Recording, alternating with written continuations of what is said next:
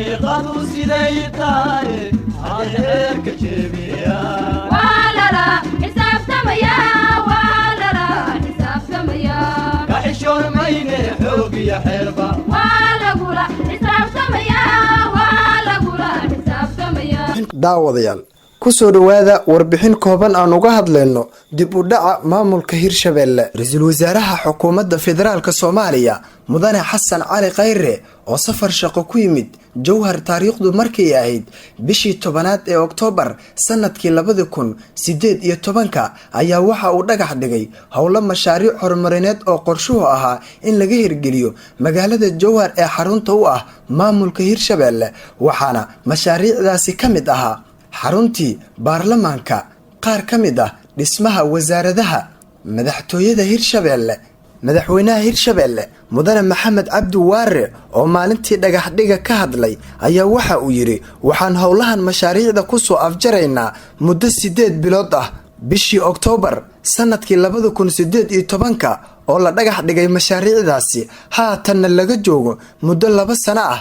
maxaa ka hirgalay dhagax dhigyadaasi tan iyo markii la doortay madaxweynaha maamulka Hirshabelle Maxamed Cabdi Waare iyo ku-xigeenkiisa Cali Guudlaawe Xuseen oo muddo xileedkoodu haatan ka harsan tahay muddo 6 bil wax ka yar ayaana wax mashaariic horumarineed ah laga fulin magaalada Jowhar ee caasimadda maamulka Hirshabelle iyadoo dhowr mashaariic horumarineed ahna laga dhagax dhigay inta uu madaxweyne Waare xilka hayay magaalada Jowhar waxaana kamid ahaa dhismihii xabsigii weynaa ee magaalada Jowhar oo loo yaqaanay Gaalshiro oo aan waxba laga qaban haatanna dhulkii xabsiga ay dad gaar ah qaateen iyo wadada isku xirta magaalada Muqdisho iyo Jowhar oo ay ku dib qabaan gaadiidleyda ka howlgasha wadadaasi waxa hal mar la wada dhagax dhigay wadada isku xirta Muqdisho iyo Jowhar Muqdisho iyo Afgooye su'aasha isweydiinta mudan ayaa waxay tahay maadaama ay wadada Afgooye iyo Muqdisho haatan gabagaba tahay maxaa Hirshabelle u diiday in la dhagax dhigo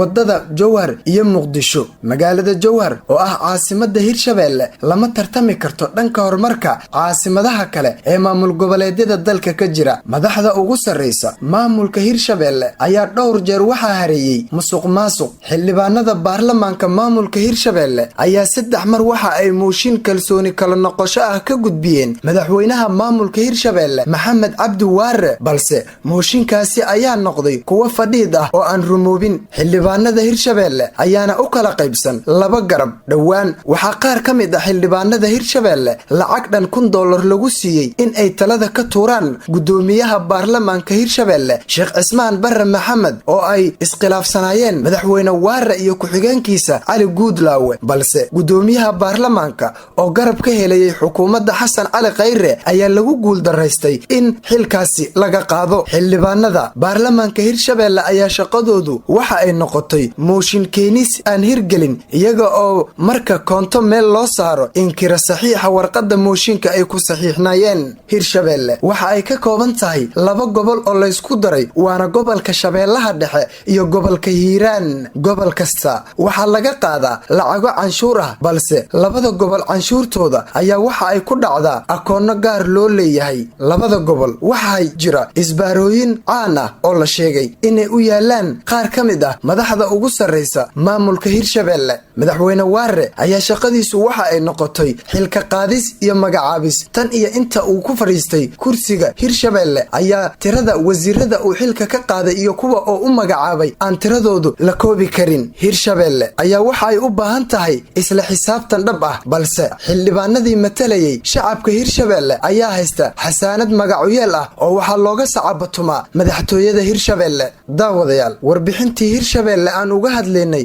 oo inta badan aan diiradda ku saarnay Shabeellaha Dhexena intaasi ayaan ku soo gabagabeynayaa waxa dhawaan ka boga doontaan warbixin aan doorka ku saari doono gobolka Hiiraan iyo magaalada Beledweyne oo haatan la daalaadhacaysa fatahaado uu webiga Shabeelle halkaasi ka geysanayo iyo lacago loogu talagalay gurmadka Beledweyne oo maamulka Hirshabelle uu kala qaybsaday حقيقة سيدايتاي هايرك جيبيا ولا لا حساب تميا ولا لا حساب تميا كحشور ميني حوقي حربة